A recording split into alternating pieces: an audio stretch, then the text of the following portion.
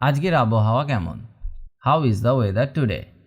এই প্রশ্নের উত্তর নানাভাবে দেওয়া যায়। এগুলি শিখে রাখলে আপনি আপনার স্পোকেন ইংলিশ স্কিল উন্নত করতে পারবেন। ওয়েদার ভালো হলে আমরা কিভাবে এর উত্তর দিতে পারি? ফর গুড ওয়েদার বা ভালো আবহাওয়ার জন্য। যেমন, আজ আবহাওয়া খুব সুন্দর। The weather is very beautiful today. বা বলতে পারি, today the weather is very nice. আর একটা উত্তর দেখা যাক। আজ একটি সুন্দর রৌদ্রোজ্জ্বল দিন। Today is a beautiful sunny day.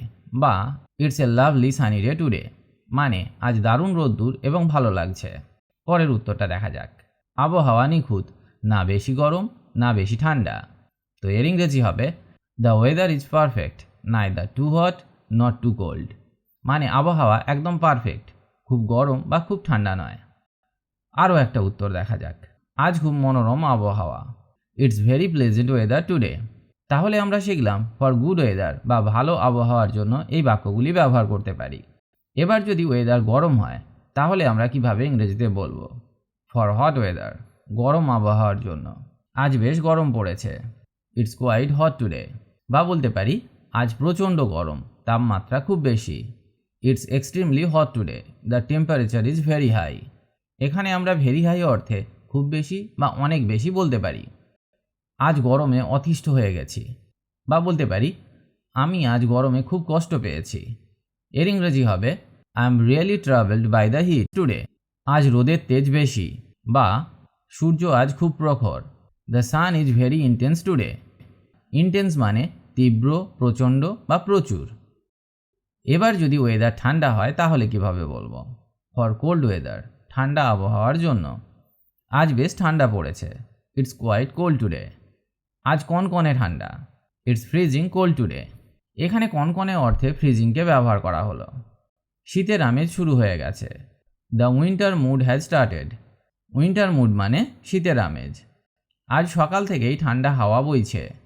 Cold wind is blowing since this morning. এবার যদি রেনি ওয়েদার হয় তাহলে কিভাবে ইংরেজিতে বলবো? ফর রেনি ওয়েদার বা বৃষ্টির আবহাওয়ার জন্য। আজ সকাল থেকে বৃষ্টি হচ্ছে। It has been raining since this morning. আজ মেঘলা, যে কোনো সময় বৃষ্টি হতে পারে। It's cloudy today, it might rain any time. হালকা হালকা বৃষ্টি হচ্ছে। It's drizzling lightly. ড্রিজলিং মানে গুঁড়ি গুঁড়ি বৃষ্টি। বা আমরা এই বাক্যটির ইংরেজি এইভাবেও করতে পারি, it is raining lightly. It is raining lightly. বা লাইট রেন ইজ ফলিং। ঝড় বৃষ্টির সম্ভাবনা আছে।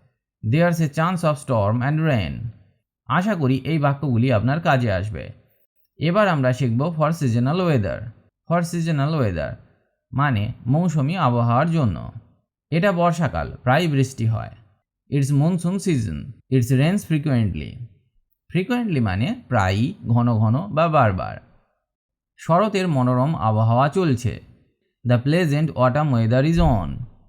আমি শরতের মনোরম আবহাওয়া উপভোগ করছি। I am enjoying the pleasant autumn weather. বসন্তের মৃদু হাওয়া বইছে। A gentle spring breeze is blowing.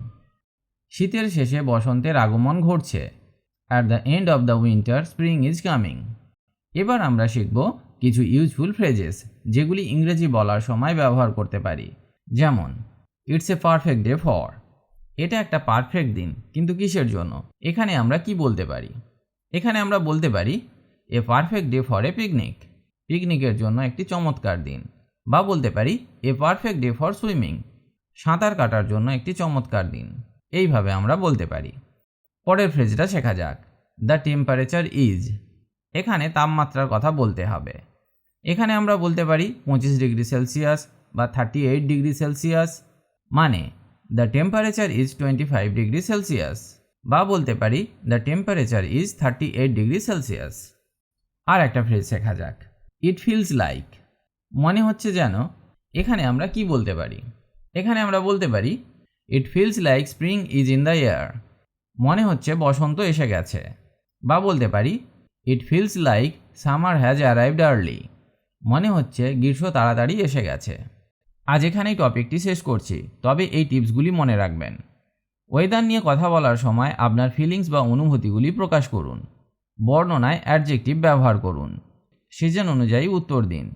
প্রয়োজনে টেম্পারেচার বা তাপমাত্রার কথা উল্লেখ করুন।